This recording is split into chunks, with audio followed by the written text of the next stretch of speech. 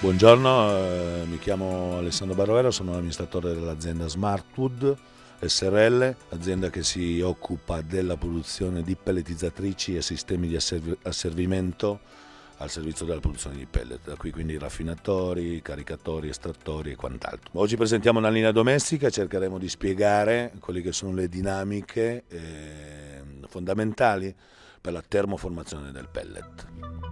Vi presento brevemente la serie 100, che è la nostra linea domestica.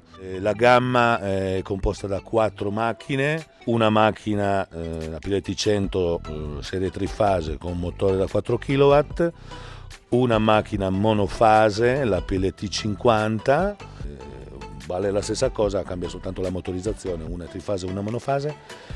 C'è un allestimento con una macchina motorizzata a scoppio con motore cooler, per poi finire con l'ultima macchina che è la Piletti 100 PTO, ultima serie, la quarta, che ha completamento di gamma con la presa di forza da collegare direttamente al trattore. La prima dinamica importante è sicuramente l'umidità, che deve essere giusta, intorno al 10%.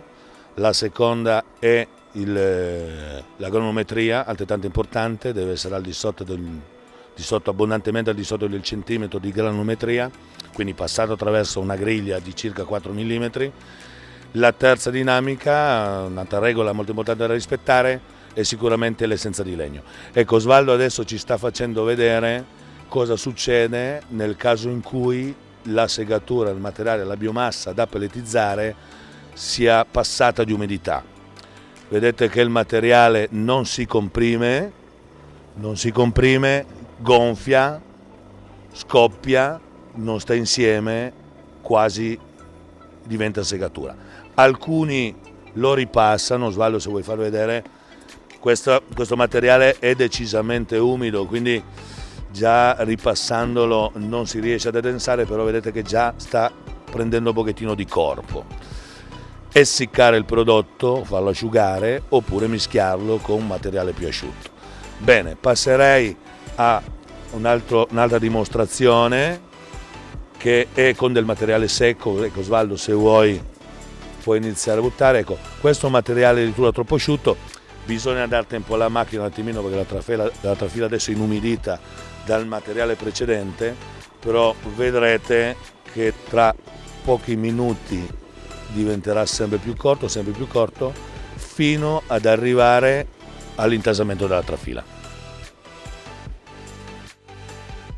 Alcuni utilizzando uno spruzzino vanno a inumidire la materia prima. Ecco, Osvaldo, se vuoi aggiungere dell'acqua per far capire che aggiungendo l'acqua e arrivando al punto esatto, vedete che è veramente corto, prova ad aggiungere dell'acqua direttamente qua e ributtarlo dentro. Quando l'umidità della biomassa della segatura è idonea, il materiale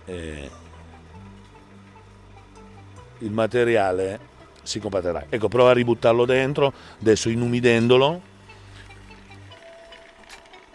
ci va chiaramente un attimino, aggiungendo acqua, vedete che si sta di nuovo allungando leggermente, pian pianino, veramente bisogna dargli il tempo alla trafila di assorbire l'umidità, però vedete che si sta già allungando. Ecco, questo per spiegarvi quanto è importante l'umidità nella termoformazione del pellet. Allora passiamo direttamente col materiale idoneo, e per umidità giusta intendo un 10, un 12%, poi è variabile. Vedete che il pellet adesso è lungo, ben termoformato. Ecco, questa è la prima dinamica che si riferisce all'umidità. Altrettanto importante è la granulometria. Se vuoi far vedere la pezzatura, ecco, del materiale, è questa.